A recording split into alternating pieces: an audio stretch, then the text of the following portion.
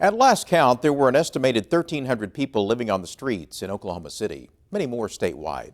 A new magazine started by college students, nurtured by a former banker turned advocate, and embraced by a man who believed he could get off the streets, is poised to change individual lives and the city's perception of the homeless. Thank you. You want a book? Hey, come here. Get you a book. Appreciate you, man. Thank you. If you've driven past the intersection of Northwest 23rd and Broadway Extension in Oklahoma City in the past 8 months, you may have seen Billy Ray. He became one of the city's true homeless when serious loss of eyesight cost him his job, and the loss of his job cost him his home. Well, you got a lot of people homeless because they can't help themselves.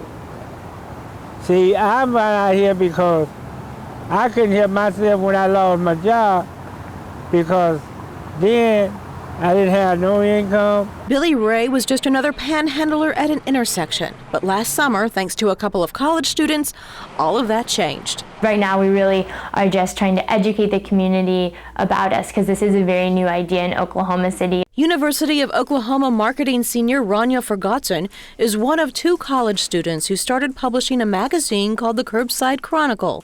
The first issue hit the streets in July. The Curbside Chronicle is a street paper, which is a genre of newspaper or magazine or just a publication that has 2 goals. The first is to employ the homeless, and the second is to empower the homeless through the sale of the publication. There are about 125 street papers around the world, and there are around 43 in North America, but we are the first one in Oklahoma. My partner, Whitley O'Connor, goes to school in Nashville at Vanderbilt, and they have the largest street paper called The Contributor in Nashville, and he just saw the impact that it had on the homeless community there.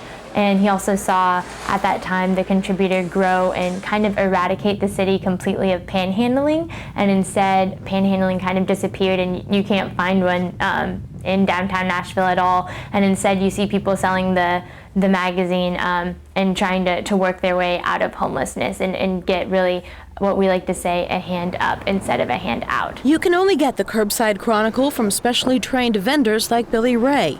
He's one of 3 homeless people who were able to get off the streets thanks to income from selling this magazine. Well, I put it like this.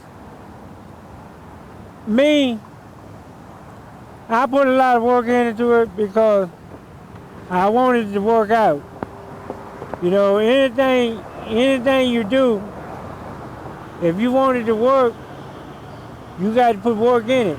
Billy Ray's just a super example of the change in a person's life that can be worked by just having the esteem of having a job. And Billy Ray's a pretty charming guy, and given the opportunity, he's a pretty good salesperson. Oklahoma City Homeless Alliance Executive Director Dan Strawn gave the Curbside Chronicle an office in the Alliance complex when they approached him with their idea. I've learned over the last decade that sometimes the crazy ideas are the ones that are really exciting. And so we provided him with some office space and helped him with some fundraising, and obviously helped him to recruit some vendors, and the project has really taken off. And it should be self-sustaining by the 1st of next year. 50% of the articles in the Curbside Chronicle are written by freelance journalists who volunteer their talent to write about city sights and happenings.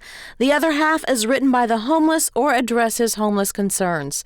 The first issue contained an article titled, "I'm Homeless, Not Dogless," and was clearly an emotional topic for this former banker turned advocate. I know that just for my own self, and I'm a banker.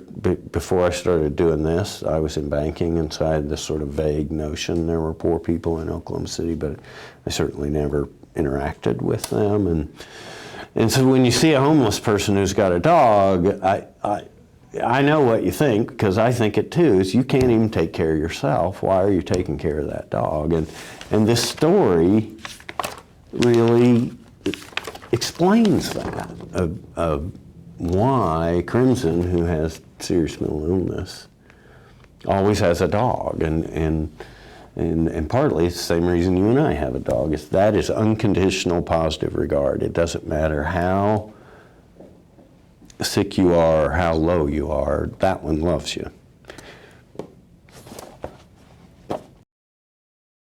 We really want people to be able to open up our magazine and kind of get a glimpse into a situation which they might have no experience with or no understanding of, and that hopefully we can use that content to kind of change people's perspective and perception of the homeless and see them more as people and less of the situation that they're in. In the broader context of how something like the Curbside Chronicle helps the homeless, this issue of public education, helping the rest of our community understand that there are homeless in Oklahoma City, that they're not that different from you and me, and that you don't have to be scared of them,